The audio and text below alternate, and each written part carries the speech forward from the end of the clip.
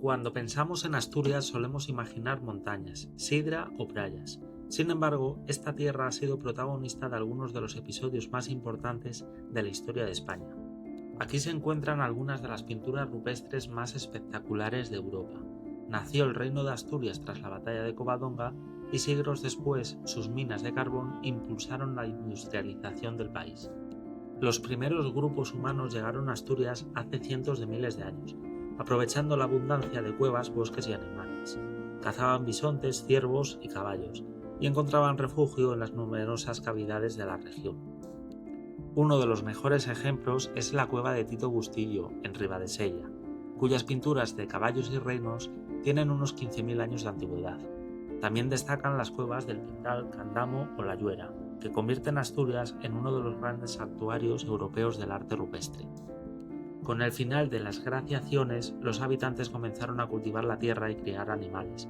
Dejaron de ser completamente nómadas y levantaron pequeños poblados permanentes.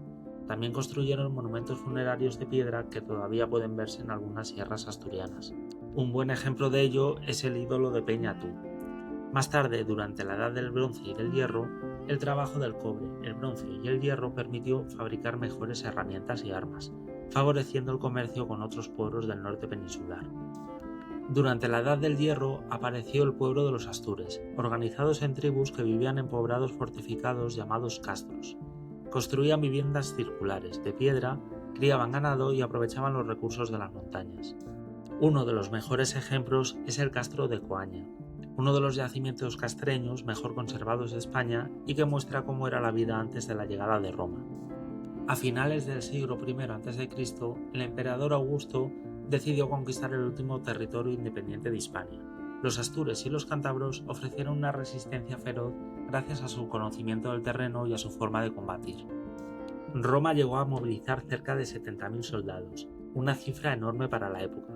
Lugares como la Carisa, donde aún se conservan restos de fortificaciones romanas y astures, recuerdan aquellos enfrentamientos que pusieron fin a la independencia de los pueblos del norte. Tras la conquista comenzó la romanización. Se construyeron caminos, puentes y explotaciones mineras, mientras el latín y las costumbres romanas se extendían lentamente. También se construyeron ciudades como la actual Gijón y las explotaciones auríferas del occidente asturiano, donde Roma extrajo grandes cantidades de oro.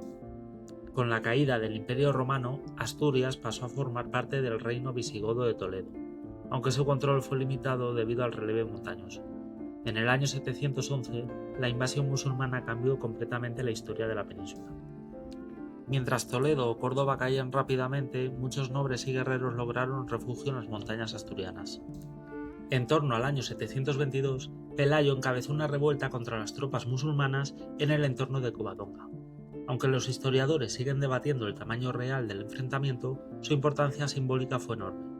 Hoy la Santa Cueva de Covadonga y la Basílica de Covadonga recuerdan aquel episodio considerado tradicionalmente como el nacimiento del Reino de Asturias y el inicio de la Reconquista. Durante los siglos VIII y IX, el nuevo reino fue creciendo poco a poco hacia el sur. Reyes como Alfonso II convirtieron Oviedo en la capital, mientras Ramiro I impulsó un nuevo arte único en Europa, el prerrománico asturiano. Ejemplos como Santa María del Naranco, San Miguel del Illo o Santa Cristina de Lena, declarados Patrimonio Mundial por la UNESCO, muestran el enorme desarrollo artístico alcanzado por el reino. Tras el traslado de la capital a León, Asturias perdió protagonismo político, pero siguió siendo una importante región gracias a la ganadería, los monasterios y el comercio marítimo. El puerto de Avilés se convirtió en uno de los más activos del Cantábrico, mientras monasterios como San Salvador de Cornellana o Valdedios desempeñaban un importante papel religioso y económico. Durante los siglos XVI, XVII y XVIII, muchos asturianos participaron en la expansión del Imperio español. La región también vivió el impulso de la Ilustración gracias a figuras como Jovellanos, nacido en Gijón. Jovellanos promovió reformas educativas, económicas y culturales que buscaban modernizar Asturias y España. A mediados del siglo XIX, el carbón transformó completamente la región. Se abrieron cientos de minas y surgieron grandes fábricas siderúrgicas.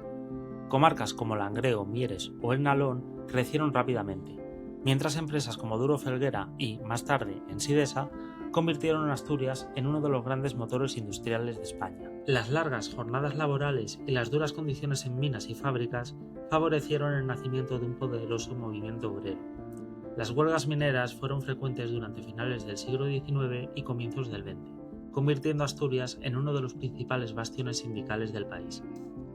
En octubre de 1934, los mineros protagonizaron una de las mayores insurrecciones obreras de la historia de España. Durante 2 semanas controlaron numerosas localidades e incluso llegaron a ocupar gran parte de Oviedo. La respuesta del gobierno fue contundente y el ejército, dirigidos entre otros por Franco, recuperó el control tras intensos combates, que dejaron cientos de muertos y miles de detenidos. Cuando comenzó la Guerra Civil, Asturias permaneció al lado de la República. La región sufrió bombardeos, escasez y duros enfrentamientos. Uno de los episodios más conocidos fue la Batalla del Mazuco, donde un pequeño grupo de defensores consiguió frenar durante varios días el avance de un ejército muy superior, antes de la caída definitiva de Asturias en 1937. Tras la guerra comenzó una etapa de represión política, pero también de fuerte crecimiento industrial. La minería alcanzó su máximo desarrollo y miles de familias vivían del carbón. Empresas como Onosa o Ensidesa simbolizaron aquella Asturias industrial de grandes chimeneas, altos hornos y pozos mineros. A partir de los años 80, la crisis del carbón y la siderurgia provocó el cierre de numerosas minas y fábricas. Muchas cuencas mineras perdieron población y empleo. Como dato, Mieres tenía una población aproximada en 1981 de 62.000 habitantes frente a los 36.000 de la actualidad. Por su parte, Langreo tenía una población aproximada en 1981 de 54.000 habitantes frente a los 38.000 de la actualidad. Hoy Asturias ha sabido reinventarse. El turismo, la gastronomía, la industria tecnológica y las energías renovables han ido ganando protagonismo sin perder su identidad. Y es que lugares como los lagos de Covadonga, los picos de Europa, Cudillero, Lastres o la Senda del Oso atraen cada año a millones de visitantes. Al mismo tiempo, empresas innovadoras y centros de investigación buscan construir el futuro de una región que continúa transformándose.